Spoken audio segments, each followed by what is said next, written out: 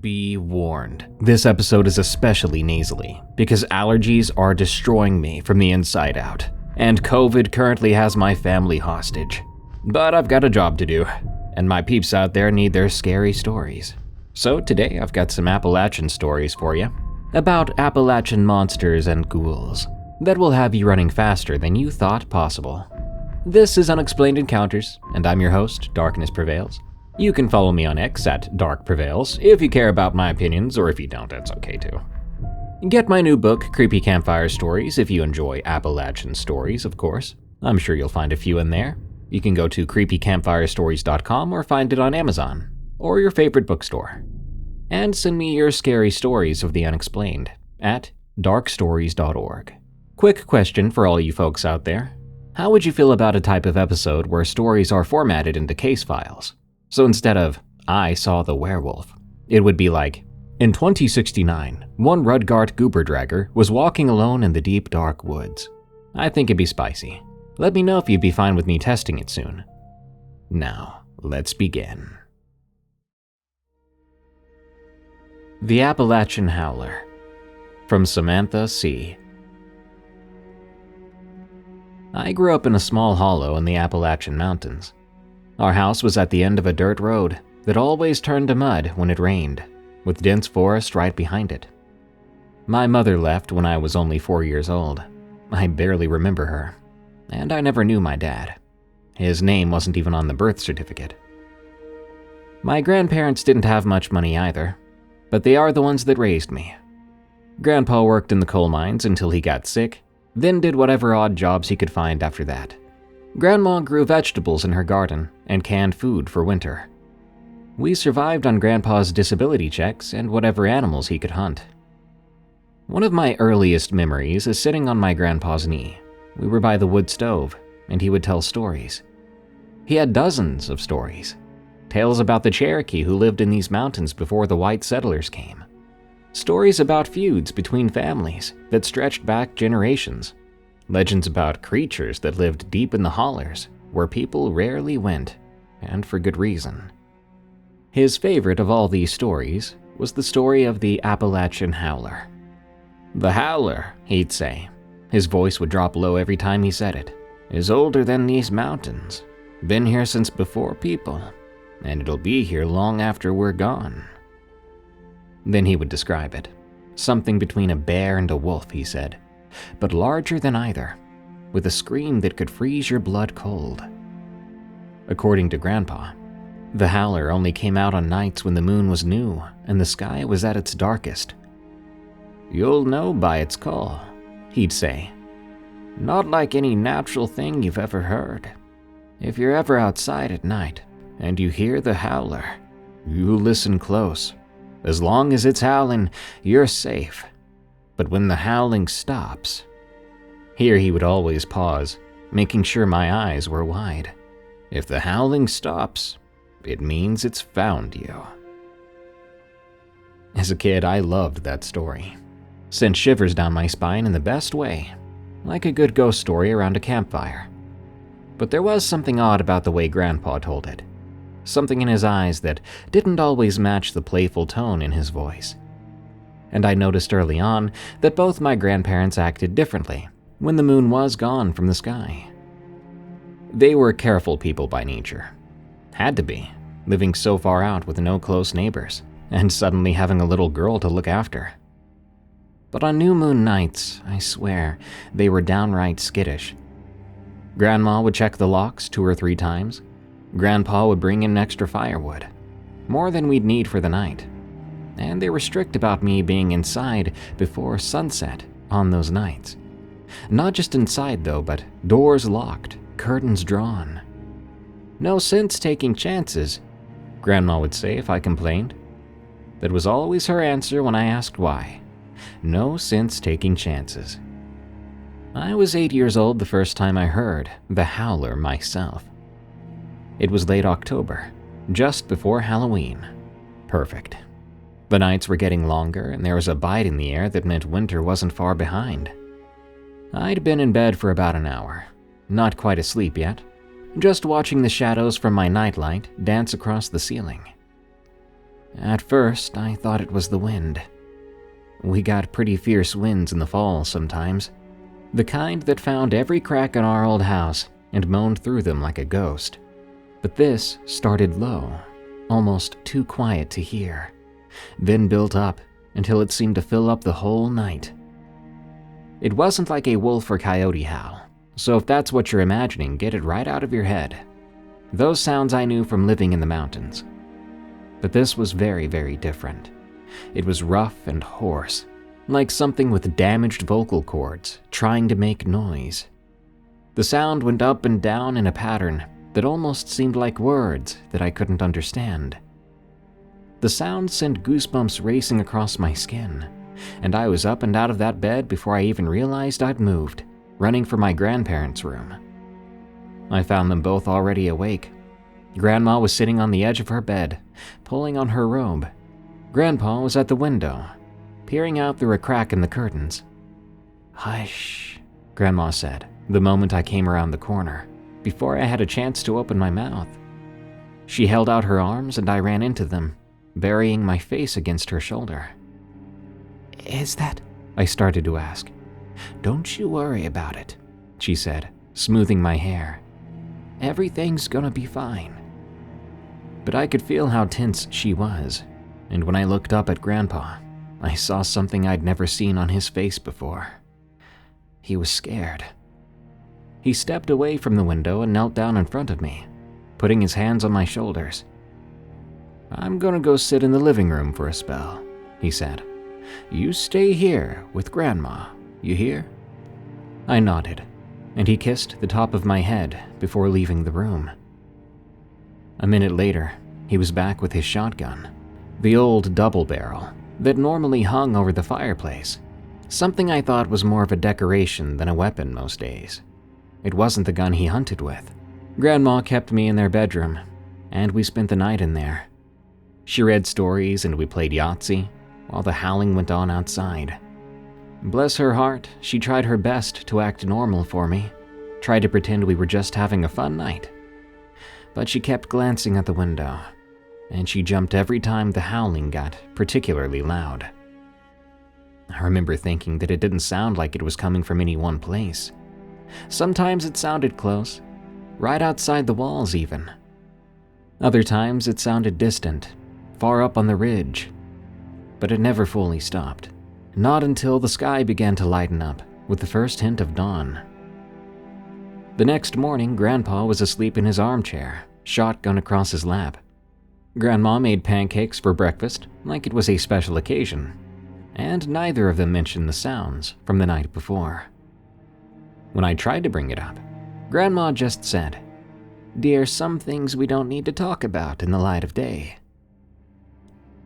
After that, I always paid attention to the phases of the moon, always knew when the new moon was coming, and I always made sure I was inside before dark on those nights. Fast forward several years. I was 13 years old, awkwardly between child and teenager. Grandpa had passed away 2 years earlier. A stroke took him. Sorry if I get this wrong, but I think some sort of insurance claim or life insurance thing from the old mining job gave Grandma just enough money to pay off the house.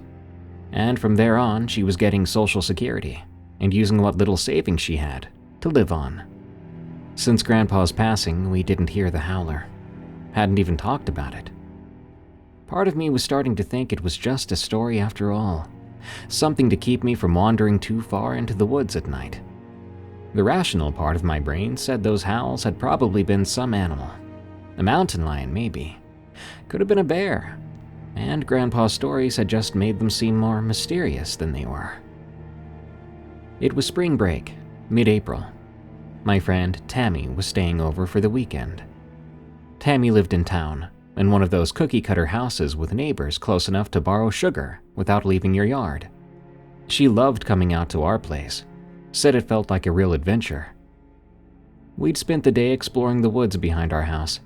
We were deep in conversation about Dylan, a guy in class who we both had a massive crush on. Tammy was convinced he liked me. I was sure he was into her, though, and we went back and forth, debating about stuff like that for hours. It wasn't until I noticed the light changing, the shadows getting longer, that I realized how late it had gotten. We should head back," I said, standing up and brushing dirt off my jeans. Tammy looked up, squinting at the sky visible through the tree canopy. "It's not that late. Sun's still up," she said. "Yeah, but it'll be dark by the time we get home, if we don't go now." She rolled her eyes but got up anyway, and we started back along the creek. We walked slowly, still caught up in our conversation about Dylan, and whether his new haircut made him look more like Leonardo DiCaprio or not. We were maybe halfway back to the house by then, when I heard a sound that I hadn't heard in about 5 years, a sound I recognized instantly. Low and gravelly at first, then rising into something that made the hair on the back of my neck stand up. I stopped right in my tracks. My pulse raced. What's wrong?" Tammy asked. The howling came again. I remember the way she cocked her head around, listening to it. "What is that? Sounds like a big cat." "Tammy, we need to run," I said, and I grabbed her by the arm. "Like right now, we need to get back to the house." Tammy laughed and shook my hand away. "Are you serious? It's just some animal. Probably a cougar in heat." "That's not a cougar," I explained. But even as the words left my mouth, I started to feel a flicker of doubt. Maybe it was just a mountain lion. Maybe Grandpa's stories and my own childhood fears had turned a normal animal sound into something supernatural. The howling came once more. It was getting closer, and Tammy raised an eyebrow. "See? Just some horny cat," she said. And the way she said that, so confident, so dismissive, it made me feel stupid for being scared. "Yeah, maybe," I said, relaxing a little. "But still, we should get back. Grandma will be wondering where we are." We started to walk again, faster than before, but still not running. Part of me was still listening to the sound, trying to compare it to the memory I had. Was it really the same? Or had I just built it up in my mind over years? We were nearing the edge of the woods, maybe a quarter mile from home, when the howling stopped. I felt that silence like it was actual weight on my back. At the same time, the woods got quiet. Just complete silence where there should have been noise. "Tammy," I said quietly, "we need to run. Now." She must have heard something in my voice, because this time she wasn't arguing. We started to jog along the path, the fading light making it harder to see where we were putting our feet. We'd gone about 50 yards when something landed on the ground behind us, with a thud heavy enough to vibrate my bones. We froze, then slowly turned around. The path behind us was dark. The trees overhead blotted out what little light was left in the sky. But I could hear something breathing, deep and heavy breathing. "Run," I whispered, and this time Tammy didn't need any convincing. We tore down that path.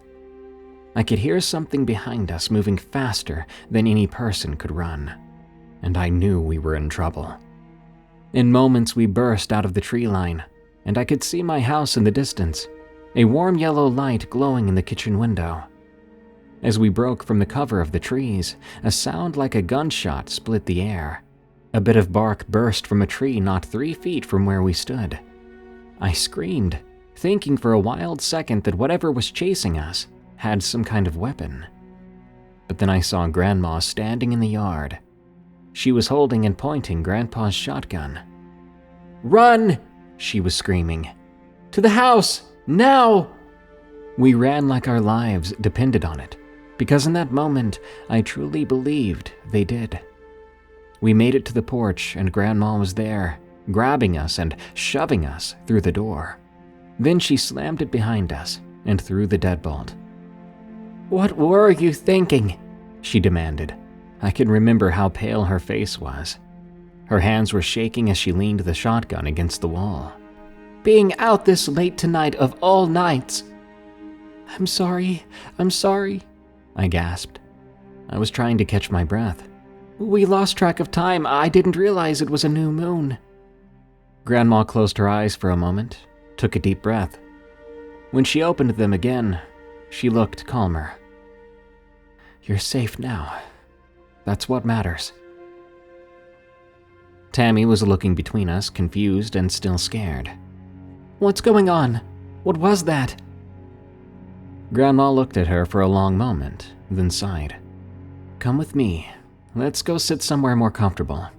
I'll make some hot chocolate and we can talk." We ended up in Grandma's bedroom, just like that night years ago. Soon she brought in hot chocolate and cookies, and we were sitting on her bed while she took the rocking chair. "What your grandpa used to tell you about the Howler," she said, looking at me. "It wasn't a story." "I know," I said quietly. "What Howler?" Tammy asked. So I told her the story from memory, the way Grandpa had told it to me all those years ago, about how it only came out on the darkest nights, how its howl was a warning, and how silence meant danger. "That's what was out there?" Tammy asked when I finished. "That's what was chasing us?" Grandma nodded. "I've lived in these mountains my whole life, and I've only seen it twice. Once when I was about your age, and again tonight." "You saw it tonight?" I asked. "Just a glimpse," she said. "When you girls came out of the trees, I saw something right behind you. It was big, covered in hair, moving in a way that no natural critter moves." She shook her head, explaining that she'd fired a shot at it, but missed, and how she was so panicked and worried for a split moment that she may have shot us, but luckily hadn't. But it did seem to scare the thing off. Within the hour, the howling had started up again, distant at first, then moving around the perimeter of our property, like it was pacing.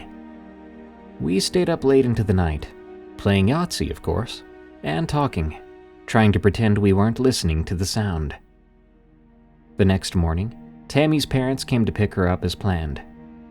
I was afraid she wouldn't want to come back after that, but as she was leaving, she leaned in and whispered, "That was the most exciting sleepover ever. Wait till I tell everyone at school." "Don't, they'll think we're crazy," I told her. She grinned. "It'll be our secret then. Besides, I definitely want to come back. Maybe not on a new moon, but I'll come back." After that night, Grandma established a new rule. No going outside after 4 p.m. on new moon days. No exceptions. I didn't question it. Even now, I find myself checking the moon phase before I make plans.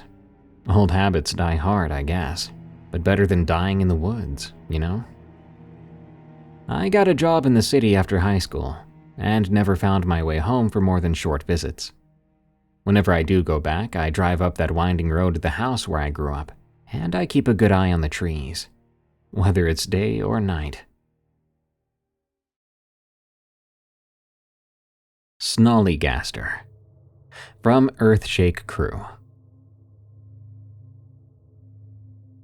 My wife and I started hunting together back in 2010, a year after we got married. We're both from rural Virginia, grew up in families where hunting was just part of life. Every fall, we'd take a week off work and head into the Appalachian Mountains for deer season. We had a small cabin that we rented from an old guy named Earl. I think he liked us, as he charged us next to nothing, as long as we brought him some venison jerky when we came back the following year. A great guy. We had plenty of normal hunting trips over the years, some successful, but others not. But there were 2 trips, one in 2014 and the other in 2019, that I still can't explain. The first incident I'll talk about happened in November 2014. We'd been at the cabin for 3 days with no luck. Hadn't even seen a decent buck. On the 4th morning, we decided to try a new area, about 2 miles north of our usual spot. This part of the woods was different. It had older trees and thicker undergrowth, and was oddly peaceful, We'd been on our blind for about 3 hours, just after sunrise, when the air just sort of changed. It's the kind of thing that's hard to describe unless you've experienced it, but I think other hunters would know what I mean. Felt like the temperature dropped about 10 degrees in seconds, and there was a pressure in the air, like there was a storm a-brewing. I remember looking at my wife and seeing she felt it too. I asked her if she thought we should head back, and she nodded. Just as we were packing up our gear, we heard a sound unlike anything I'd ever heard in those woods before. Not a deer or a bear or even a bobcat. It was high-pitched, reminded me of metal grinding against metal, and it echoed real well through the trees. My wife grabbed my arm and pointed to the ridge about 200 yards ahead of us. There we saw something moving through the tree line. I thought it was a person, because it was walking upright on 2 legs. But the way it moved wasn't right. It was sort of robotic and too fast for someone navigating rough terrain. We only saw it for about 10 seconds before it disappeared behind the ridge. It was big too, taller than a man, and we had seen what looked like wings on the thing, and those had about a 15-foot wingspan. The wings weren't feathered but looked leathery, more like a bat's. The body was dark, either black or deep green, hard to tell in the shadows and from that distance. We didn't stick around much longer. We grabbed our things and got out of there as fast as we could, without running. The whole way back to the cabin, we heard that metallic screeching, always seeming to come from a different direction. Sounded to me like we were being circled. When we made it back to the cabin, we tried to rationalize what we'd seen.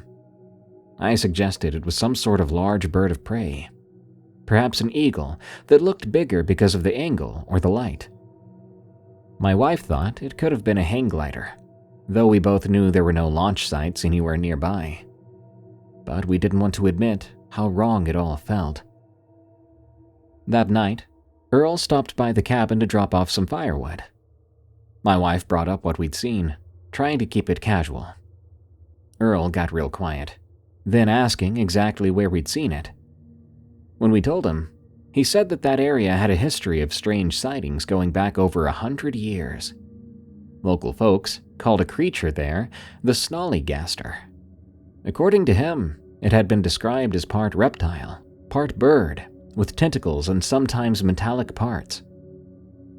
I thought Earl was just messing with us, telling us an old folktale. But the way he described the sound it would make, that metal-on-metal screeching, it matched exactly what we'd heard. And he seemed genuinely concerned, advising us to stay away from that part of the woods, especially at dawn and dusk. We finished our trip without incident, sticking to the safer hunting grounds Earl recommended. We didn't see anything unusual there, nor for the remainder of that season. Eventually, we convinced ourselves it had been some kind of large bird. Maybe combined with stress and poor visibility, we'd amped it up in our heads to something scarier. 5 years passed. We went back to those same woods every season, but we avoided the northern area where we'd had our strange encounter. Part of me had mostly forgotten about it, filed it away as one of those weird experiences you can't explain but don't dwell on much. And then came November 2019. It was our last day of the trip, and we'd had a good season, 2 nice big bucks between us. We decided to head out early in the morning to try for one more before going home. We went to a spot about a mile east of the cabin, an area we knew well. The morning was foggy, and visibility was maybe 50 yards at most. We'd been in our blind for about an hour when we started to hear rustling from a thicket about 40 yards ahead. I raised my rifle, expecting to see a deer emerging from the brush. What stepped out was no deer. It was roughly the size of a black bear, but the resemblance ended there.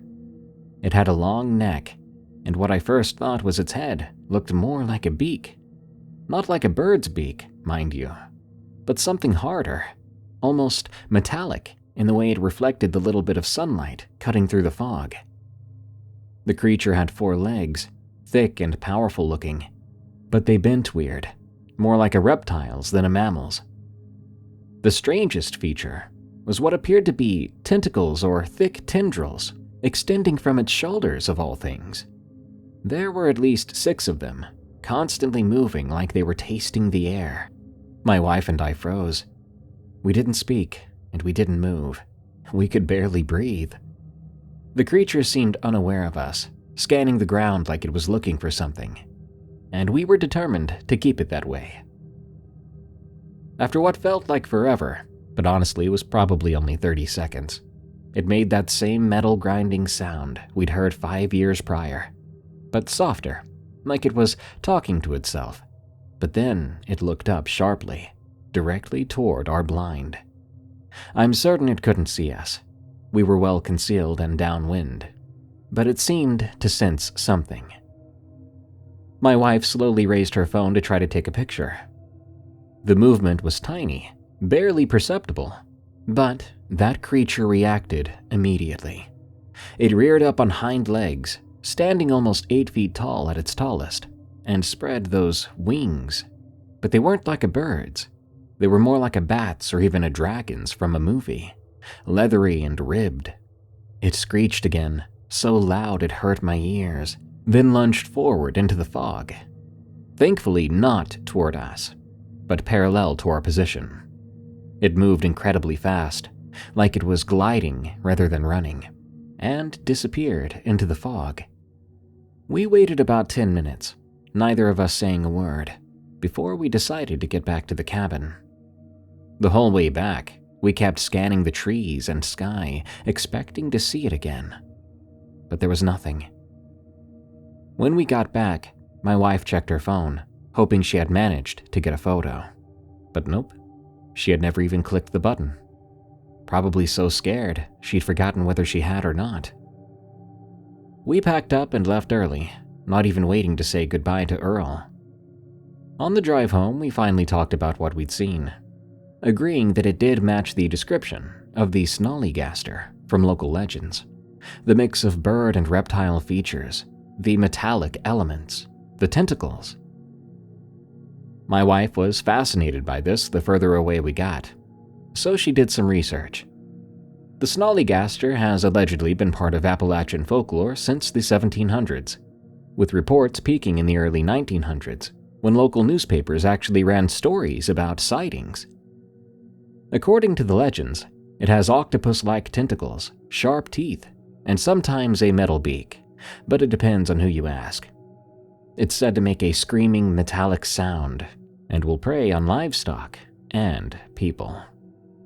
Most accounts describe it as having leathery wings and a wingspan of up to 25 feet. Some even claim it has a single eye in the center of its forehead, though that was something that we could not confirm from what we saw. The thing that bothered me, though, was the consistency between our 2 sightings, 5 years apart. Both times, the creature had the same distinctive features and made the same unusual sound. And both times, it seemed to be searching for something.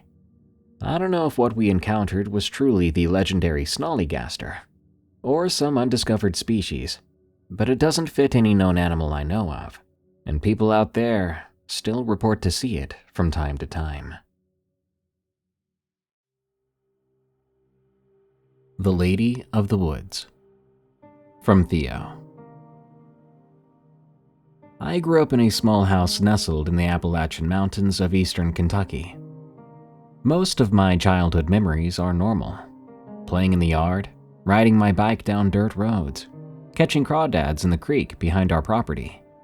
But there are some memories that still make my skin crawl, even if it's been about 20 years. My parents went through a rough patch when I was around 5 years old. I had no idea what was happening, only that they argued a lot, sometimes late into the night. My dad worked at a dealership in the nearby town, not as a salesman either, so he had long hours and mandatory overtime that kept him away from home often. Mom worked part-time at the Dollar General in town and was always stressing about money. They'd fight over bills, about Dad's hours, about who was supposed to pick me up from kindergarten. Their voices would echo through our small house, impossible to miss even with my door closed and my pillow over my head. I remember lying in bed, worried they might get divorced like my friend Tommy's parents had. Tommy had to move to an apartment with his mom and only ever saw his dad on weekends. The thought of that happening to me was terrifying. I'd cry myself to sleep most nights, my stomach in knots, wondering if tomorrow would be the day one of them would leave for good. One night, I think it was fall, because I remember the sound of leaves scraping against the window, I woke up to someone tapping on my shoulder. It wasn't a gentle tap to wake me up, rather like an impatient poke that startled me out of my sleep. When I opened up my eyes, I saw a figure standing beside my bed that looked like my mom. It was dark, so I couldn't see her face clearly, but I recognized her shape and her hair. She was wearing what looked like her nightgown, a long white thing that reached her ankles. She didn't say anything, but she curled her finger in a come here gesture. I was confused, but I got out of bed like she wanted. My room was cold, much colder than it should have been with the heating on. The figure walked over to my window, which was already open about halfway. Now that struck me as odd even then, because I never opened my windows. They were old wooden sash windows with peeling paint, nearly impossible for a kid my age to open or close without help. The wood would swell in the damp weather, making them stick, and the counterweights inside the frame were broken, so you had to hold them up with a stick if you wanted them to stay open.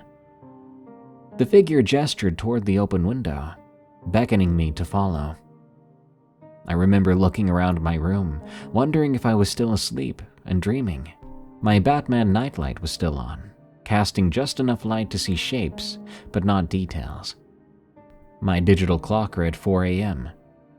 When I looked back at the window, she was already outside, her upper body visible as she leaned in, still motioning for me to follow her. I approached the window and started to climb out. The sill was at chest height for me back then, so I had to really hoist myself up. I remember the rough wood against my palms, the cold night air hitting my face, and the strange silence outside. And that's the last thing I remember, until the next morning. I woke up sometime later to my parents yelling. I was lying on the ground outside, right below my bedroom window, curled up in the mulch of my mom's flower bed. The fall wasn't far. Our house was a single story, but I was confused and disoriented. I was freezing cold too, my pajamas damp with morning dew, and there were small scratches on my arms and face from the holly bush I'd apparently landed in. When my parents found me, I asked my mom why she wanted me to sleep outside last night. The look on her face is something I'll never forget. Pure confusion with traces of fear. The poor woman had no idea what I was talking about. My dad picked me up and carried me inside while Mom checked me for injuries. They kept asking how I got outside, if I'd climbed out the window myself, if I'd been sleepwalking. I just told them. Mom came to my room and told me to follow her out the window. My parents were visibly shaken. They looked at each other. Then my mom said, "Honey, I was in bed all night. I never came into your room." My dad had a look at my window. It was still open, but no signs of damage or forced entry. For weeks afterward, they checked my window every night to make sure it was locked, and eventually my dad nailed it shut. As I got older, I mostly forgot about that incident. My parents worked through their problems when I was around 7. Dad got a better job with better hours, and they started to do marriage counseling at the church. By the time I was 12 years old, they seemed happier than ever. They went on regular date nights every Friday, leaving me with my older cousin Melissa as a babysitter.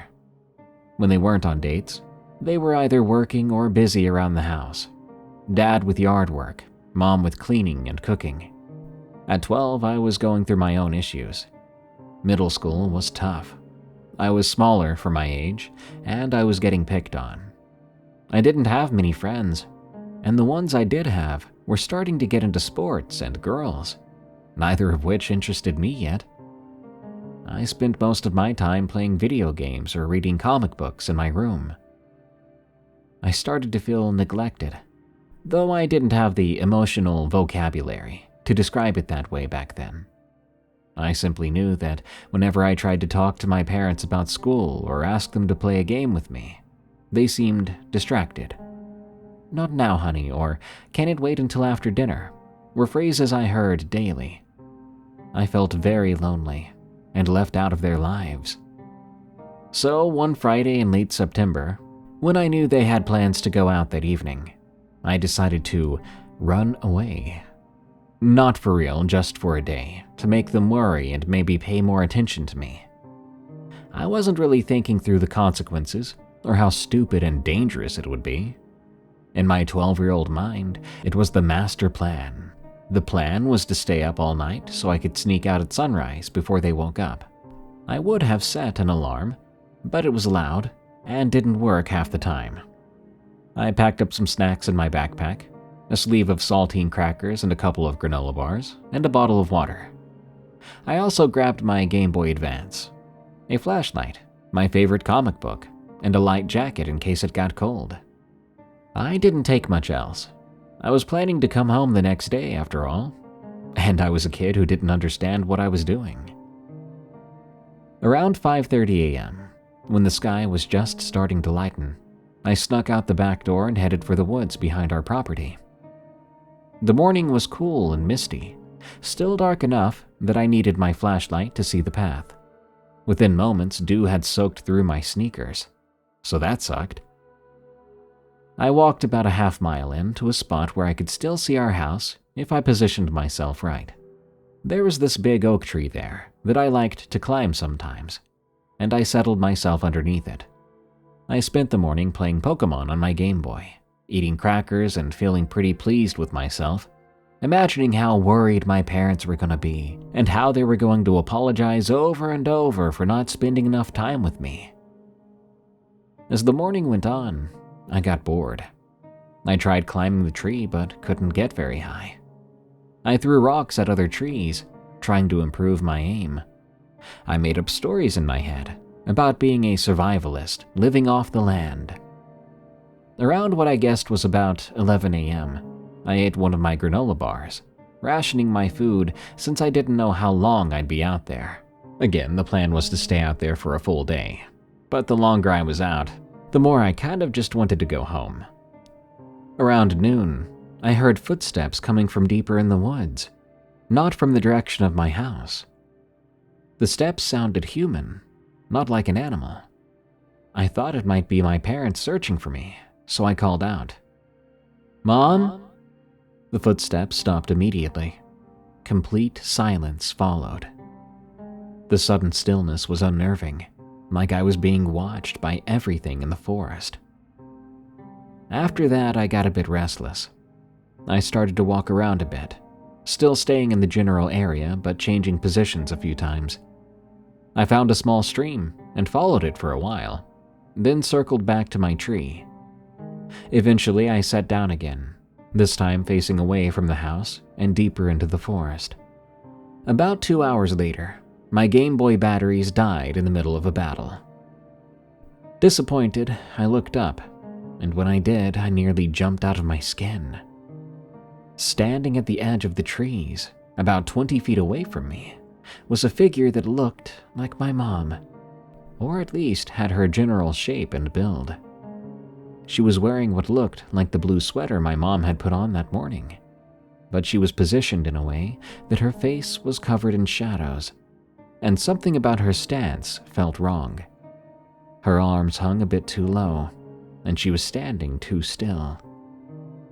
I called out again, "Mom?" The figure nodded slowly and beckoned me with her hand, a similar come here gesture from years before. There was something about it though. The movement was twitchy in a way. I got up and started to walk towards her, already feeling foolish about my plan to run away. I started to apologize, explaining that I was going to come back home, that I just wanted them to notice me more. I rambled on and on about how they never had time for me anymore, how they were always busy with each other or with work. The figure didn't respond, just turned and started to walk deeper into the woods, occasionally looking back and gesturing for me to follow. I followed, but something felt wrong. She was moving too quick, staying just far enough ahead that I couldn't get a good look at her. She never spoke, never responded to my apologies or questions, and she was leading me away from home, into a part of the woods that I didn't recognize. The trees were thicker here, older, with more underbrush that scratched at my legs through my jeans. "Why are you going so fast? Where are we going?" I called out, breaking into a jog to keep up with her. The figure didn't slow or respond, just kept the same pace, always just out of reach. The rational part of my brain started to send warning signals. Why would my mom ignore me? Why would she lead me deeper into the woods instead of just taking me home? But I kept following anyway, partly out of curiosity and partly because I didn't want to admit to myself that something was wrong. I started running, trying my hardest to catch up. I was focused entirely on the figure ahead of me. That's why I didn't see the drop-off until it was too late. The ground suddenly disappeared beneath my feet. I hadn't been watching where I was going, and I'd run straight over the edge of a steep ravine. I tumbled down, hitting rocks and branches before landing hard at the bottom. For a few terrifying seconds, I couldn't breathe. My chest felt compressed, like someone was sitting on it. When my lungs finally started to work again, I gasped in air and immediately started to cough. My whole body ached. I checked myself for broken bones, moving each limb carefully. By some miracle, I was just badly scratched and bruised, with a large gash on my arm that was bleeding but not too deeply. If I'd fallen a little differently, I could have broken my neck. I could have died. Disoriented and scared, I looked around. The ravine was about 15 feet deep, with steep sides of loose dirt and rock. At the bottom was a dry creek bed filled with stones and debris. I didn't recognize anything around me. I had never been this far into the woods before. I tried climbing back up the side I'd fallen down, but it was too steep, and the dirt kept giving way under my feet. My shoes kept slipping on loose rocks, and I fell back down twice, scraping my hands and knees pretty bad. After about 15 minutes of failed attempts, I started to call for my mom and dad, hoping they were out there somewhere looking for me. I shouted until my throat hurt, then sat in silence for half an hour. I waited, listening and hoping for a response. Nothing came back but the occasional bird call or rustle of wind through the trees. I was crying then. I walked to the other side of the ravine, where the slope looked less steep, and I was able to climb out by grabbing onto tree roots and pulling myself up. My plan was to circle around to where the ravine was shallower on both sides, thinking I could find my way back home from there easily. But I quickly realized I was completely lost. Every direction looked the same, just trees and more trees, with no landmarks I recognized. I tried to find the sun to get my bearings, but the forest canopy was too thick. I had no idea which way was north, which way was south, let alone which way led back to my house. I picked a direction and started to walk, hoping to find a trail or a road, anything. I spent hours wandering, screaming for help until my voice was gone. My feet hurt, my scratches stung, and I was getting increasingly desperate. The sun was setting, filtering through the trees in orange streaks, and panic really set in. I'd been in these woods at dusk before, but never this far, never alone. When night fell completely, The darkness was absolute. No streetlights, no house lights. I couldn't even see the moon through the trees. I tried using my flashlight, but the batteries were weak, and it died after about 20 minutes. Now I was in complete darkness, stumbling around, tripping over roots and rocks. Eventually, I was exhausted and terrified, so I sat down against a tree trunk and cried myself to sleep. I don't know how long I slept, but I woke up and it was still dark.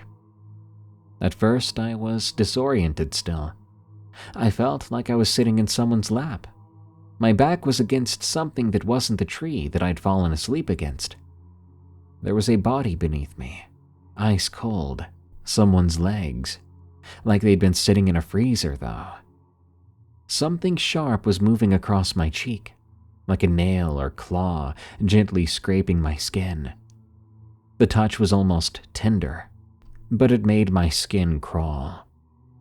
I looked up and saw what appeared to be my mother's silhouette, her familiar hair framing her face, and relief flooded through me. And I whispered, "Mom?" As my eyes adjusted to the dark, I saw that what I was looking at was not my mother at all. The face had a mouth, a wide, stretched smile with no lips. But where the eyes, nose, and eyebrows should have been, there was nothing but smooth and pale skin stretched over her face. The smile widened as I looked at it. I screamed and scrambled away, my heart pounding so hard it could have burst. When I looked back, the figure was gone. I pressed my back against a real tree, trying to control my breathing, straining my eyes to see in the dark, terrified that thing would return. That's when I heard my father's voice in the distance, calling my name. At first, I thought it might not be real, but the voice was unmistakably his, deep and slightly hoarse. I'd know that voice from anywhere. I screamed back for him, my voice breaking. He yelled back to me to stay where I was and to just keep calling out. So I did just that, sobbing between shouts. 5 minutes later, flashlight beams cutting through the darkness, I saw my parents running towards me, along with 2 police officers and what looked like search and rescue volunteers. My mother ran to me and wrapped me in her arms, crying as hard as I was, while my dad kept saying, thank God," over and over. One of the officers draped a blanket around my shoulders. I was shivering uncontrollably from cold and fear. I apologized repeatedly, telling them I had only meant to run away for a day, not to get lost like this. Through my tears, I mentioned the lady who had made me follow her and gotten me lost. They looked confused, but didn't press me for details then. My dad carried me back through the woods. It took almost an hour to reach our house, which showed how far I'd wandered. At home, paramedics checked me out, cleaning and bandaging my cuts, making sure I didn't have any infections.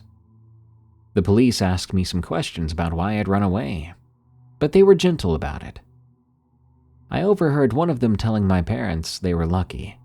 A kid my age, lost in those woods overnight. Things could have ended much worse. Later that night, after the police left and I'd been cleaned up and fed, my parents sat on the edge of the bed and asked me about the lady I'd mentioned.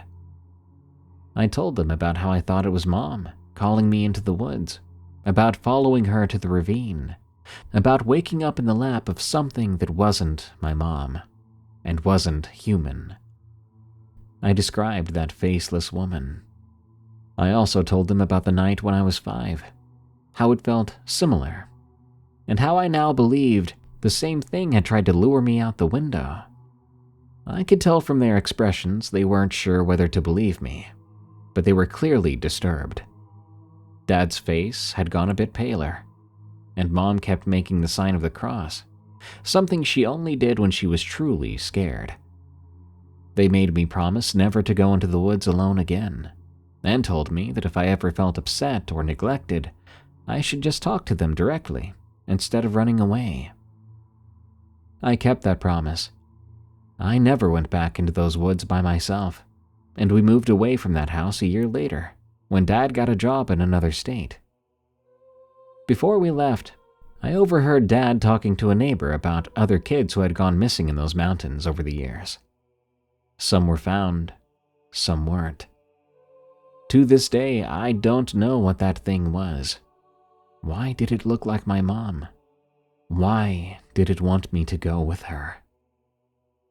I'm completely convinced it wanted to hurt me.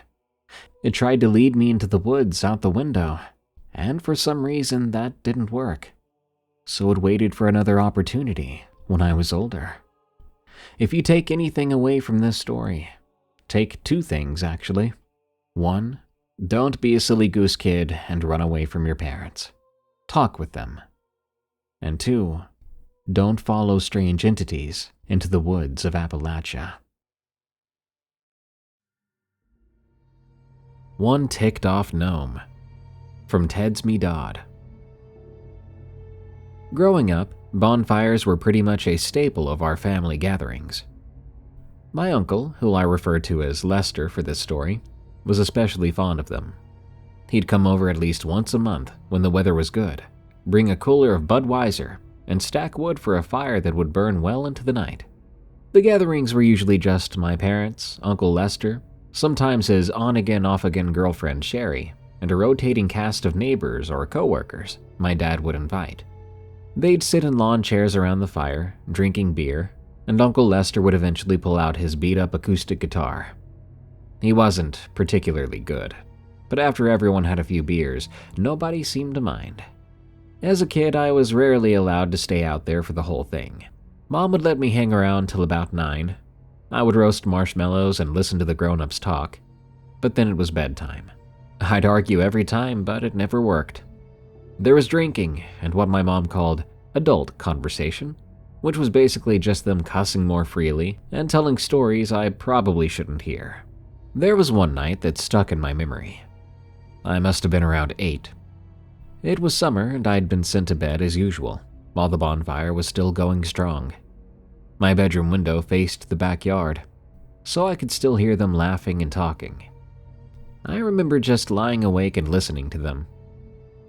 Eventually the voices dwindled as people headed home or went to bed. But I could still hear my dad and Uncle Lester out there, their voices low as they kept drinking by the fire. I was almost asleep when I heard something different. Yelling, not angry but alarmed, and the sound of people running around the yard. I got up and looked out the window, but it was too dark to see much beyond the glow of the dying bonfire. I could hear them running across the yard, laughing but also a little scared, and then the back door slammed open and shut. There was some running inside the house, and the sound of the door being locked. After a moment of silence, I heard both Dad and Uncle Lester suddenly burst into laughter. That kind of uncontrollable laughter, where you can barely catch your breath. I rolled my eyes, thinking they were silly, and eventually went to sleep. This became one of those odd childhood memories that surfaces on occasion but eventually fades with time. Fast forward, I'm 35 now with my own family. We were having Uncle Lester over recently for dinner. It was movie night and the kids wanted to watch Sonic the Hedgehog. Lester was getting up there in age, but loved coming to see the kids. He was gray-haired now, but still had that same mischievous grin. He sprawled out on my couch with a beer in hand. About halfway through the movie, something triggered that old memory. Not sure what it was, but yeah. I said, "Hey, Uncle Lester, remember those bonfires you guys used to have at my parents' place?" He nodded his head and swigged his beer, saying those were good times. I said to him, "I remember this one night when I was a kid. I remember hearing you and Dad running into the house, like something was chasing you. I heard you laugh too, but you also sounded a bit creeped out." Lester's eyebrows shot up, then a slow smile spread across his face. "Holy crap, you remember that?" We looked at the kids, who were thankfully absorbed in the movie. Sorry. Wow, I can't believe you remember that night. I was wanting to know, what happened to you two? He laughed and shook his head. "Well, you won't believe it, but Whatever. He took another drink, then went on. Your dad and I were the last ones out there drinking too many beers, telling work stories. Anyway, we were sitting there, fires burning low, and we're pretty well buzzed. Then, out of nowhere, and believe me or not, it's your choice, this little man comes running out of the woods. A little man? I laughed. Yep, not a kid, a man, but tiny, maybe 2.5 feet tall. He was wearing a pointed green hat and had a long nose. And his ears, he gestured with his hands. They had these big lobes, stretched out like those folks who use gauges in their ears or whatever. He came running straight at us, mad as heck, yelling in some language I couldn't understand. Sounded like he was cursing up a storm, though. You can tell when someone's cursing you out, no matter what language it is. You're pulling my leg, I told him. Swear to God, Lester said, even holding his hand up like he was taking an oath. Ask your dad next time you see him. That little fella chased us around the fire pit. We were scared crapless, but also laughing, because it was so dang weird. Finally, we made a break for the house and locked the door behind us. I asked him what he thought it was. Look, nobody around here is that small, not even the kids. And this wasn't no kid. Your dad and I discussed it well after. Thought maybe we imagined it, or mistook some sort of small animal for it. Even so, we both described the same thing. I wasn't sure what to say after that. It sounded like they got pretty drunk, and probably imagined it. But Uncle Lester thought it was real. Says he never saw anything like it before or since. We went out there the next morning to look around, hungover and everything. But there was nothing. No footprints, not a trace. The kids cheered at something on the TV, breaking the moment. Lester winked at me and turned back to the movie. Ooh boy, gotta say, those were some of the best stories I've gotten in a while. Well done to the folks who sent those in. I think that Lady of the Woods one is gonna haunt my nightmares tonight. Reminds me of that film, Mama. Go watch that if you hate sleeping. Good night. Thanks for tuning in to another episode of Unexplained Encounters. I'm your allergy-infested host, Darkness Prevails, and you should follow me on X at @DarkPrevails, because you can't read an allergy, luckily. Send me your scary stories of the unexplained at darkstories.org.